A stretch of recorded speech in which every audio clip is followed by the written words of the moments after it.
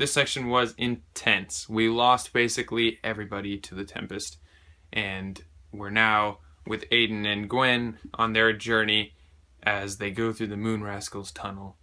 I sort of saw what was coming. The fact that they went through the tunnel and they popped out like Aiden did, what he learned from the first section, suddenly giving relevance to why they spent so much time on the Moon Rascal part in the beginning. So I stand corrected when I said they should sort all that out. So now I'm sort of double thinking about all the stuff I've said about Robbie so far. So they go through the Moon Rascal tunnel and they shoot out and they fly and they land in purple stuff and they somehow survive after flying fast enough that he couldn't move his arms from his side, so he's got to be like a bullet flying through the air. So then he goes through all that, and he and Gwen survive the fall, and they are like, "Oh, hey, look over there. That's Mythgard, right over there. Cool, we're right where we need to be." And they just keep on going, and they head right over to Mythgard. And it's sort of odd to me. It seems sort of strange that they were able to just sort of hit the ground, get up, say, "Oh, there's Mythgard. Let's go." And they sort of just keep going on their mission. They don't seem that broken up about the rest of the team. I don't know if maybe that's just they have a mission to do and they need to do the mission. They don't seem all that worried. They're just sort of like, yeah, we miss them, but we got to keep going. And they head over to Mythgard. So they get to Mythgard. They go in. They get people mess with them and say that they're little kids. They go through, and everybody's eyes are glinting different colors, and I guess that's a glimpse thing. We already got that. They all glint green, so it's sort of a dead giveaway that they're from Audible because their eyes are glinting blue, or Gwen's eyes are glinting blue. So they go through to they go in, they somehow get into the castle room by just saying Valathor could show up here and you guys don't want to be messing with us. So then they went with that because I guess Valathor is hecka scary all over the place. So they go in and they watch, and turns out that the Knights of Perigord are there already. The second in command is there, and he's giving gifts to King Ravel, and Aiden is shocked to find out that King Ravel looks exactly like his dad.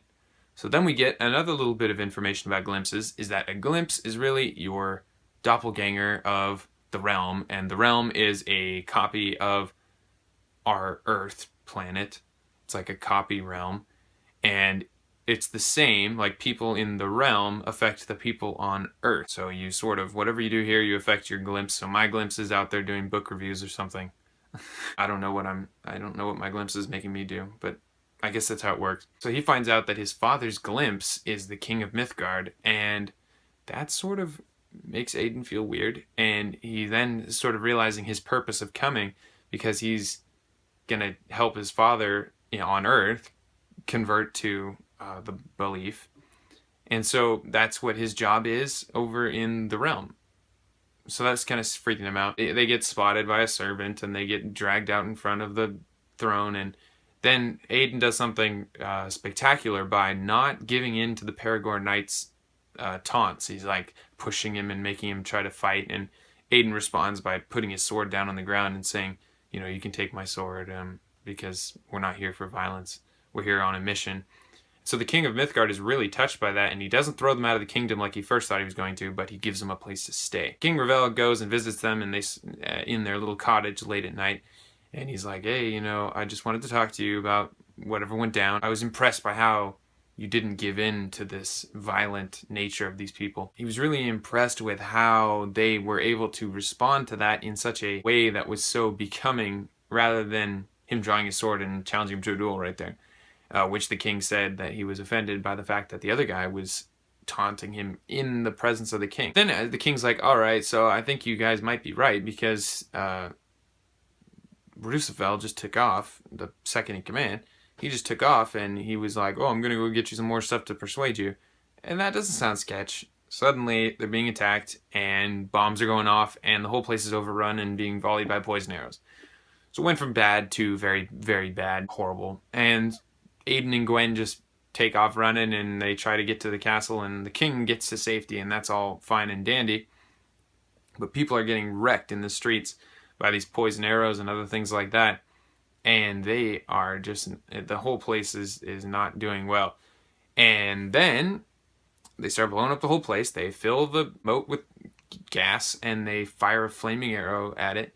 But right before the arrow hits the moat, Valathor shows up and his dragon snatches it out of the air, and all the other guys are there, and they start going to town, destroying the people, the Paragorn Knights, and opening up a little passageway so that all the Knights of Mythgard could come out and help them.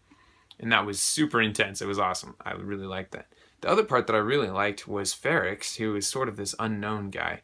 He runs up and just grabs an axe with his bare hand and saves Aiden's life. Aiden's like, oh, so that's what they mean when they say that Ferrix's whole body's a weapon. And that was awesome. I really like Ferrix.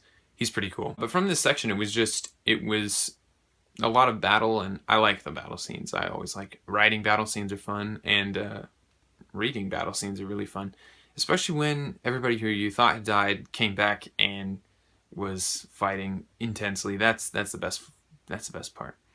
So they all go in and start trashing people up, except for Aiden can't find Gwen anywhere, and he runs to the place where she's supposed to be, and he finds blood all over the place, and that's where our chapter ended. Whoops. We're gonna go from page 227 to page 279.